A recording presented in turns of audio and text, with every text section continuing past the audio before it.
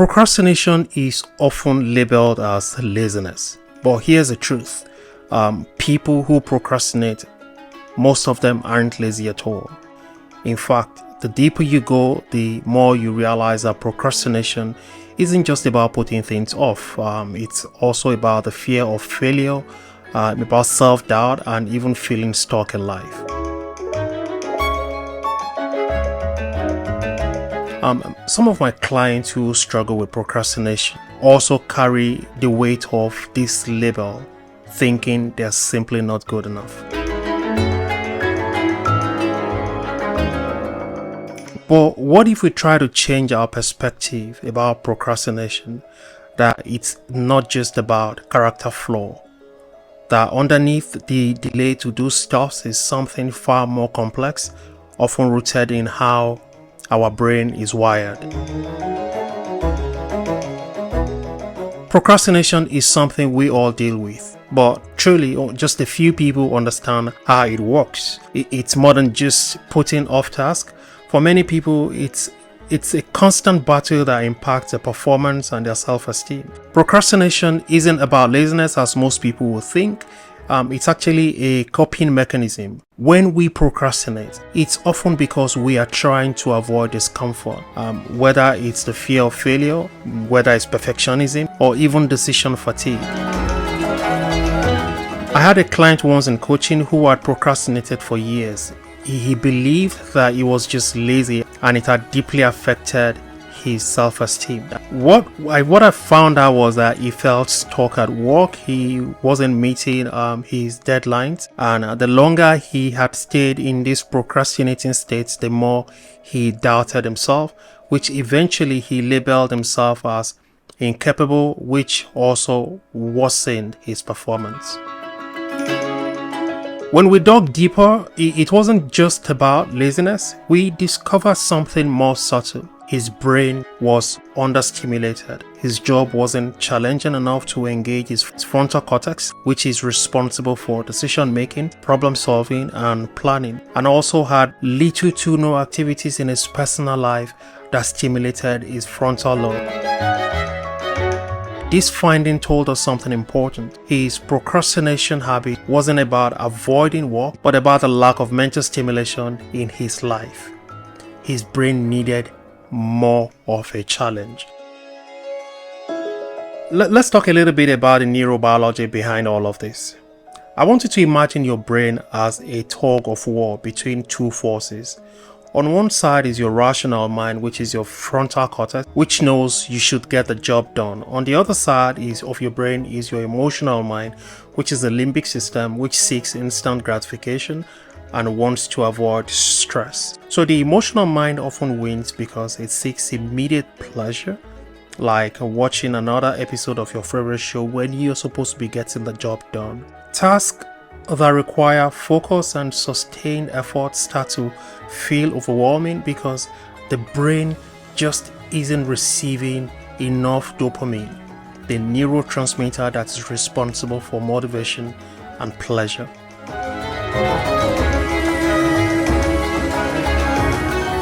On the other hand, distracting activities like checking your social media or watching videos provide instant dopamine hits, which is why it's so much easier to do those things instead of the project that you have at hand.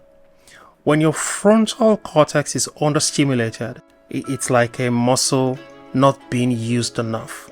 It becomes sluggish.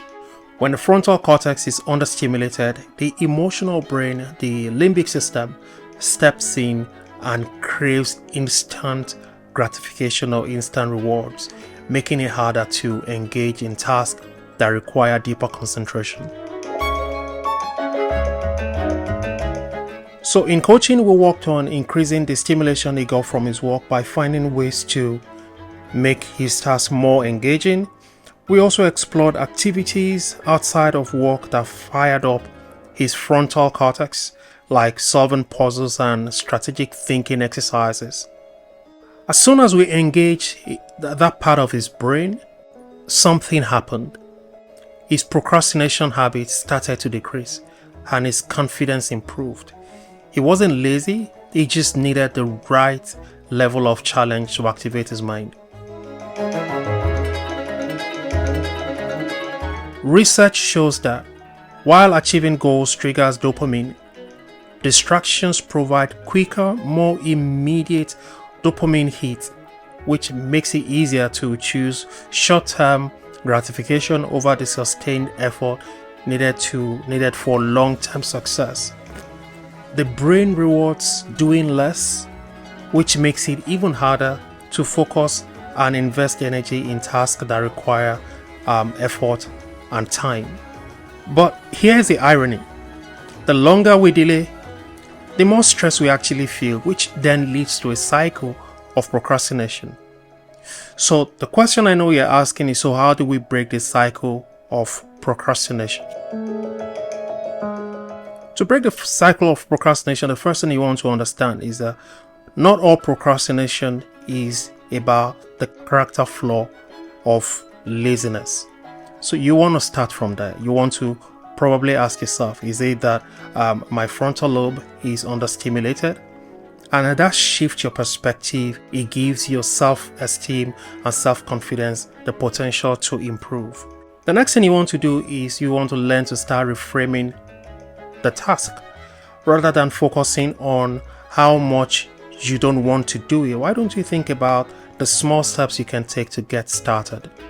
If you find yourself procrastinating, it could be a sign that your brain isn't being challenged enough. Try incorporating stimulating activities into your routine. For example, if you're stuck at work, take short breaks to engage in tasks that challenge your brain, like solving problems or thinking creatively. Also, you want to start breaking down your task into smaller, more engaging steps. This keeps your frontal cortex stimulated, giving you the dopamine you need to stay motivated. And you also want to find a way to reward yourself. When you break your task into small goals, when you fulfill one part of that task, you want to reward yourself with an activity that is also equally rewarding for you. Remember that procrastination isn't always about laziness. It's often about how well your brain is engaged. So by understanding the neurobiology behind procrastination and finding ways to challenge your mind, you can break the cycle and reclaim your control and your productivity. One simple technique that you can also use to break the cycle of procrastination is what we call the 2-minute rule. If a task takes less than 2 minutes, do it immediately. Then you can follow it up with a rewarding experience. This gets your brain into a mode of action and reduces the mental barrier to starting. Another tip is to create deadlines. Even if they are artificial deadlines, studies shows that deadlines can reduce procrastination by giving your rational mind a sense of urgency.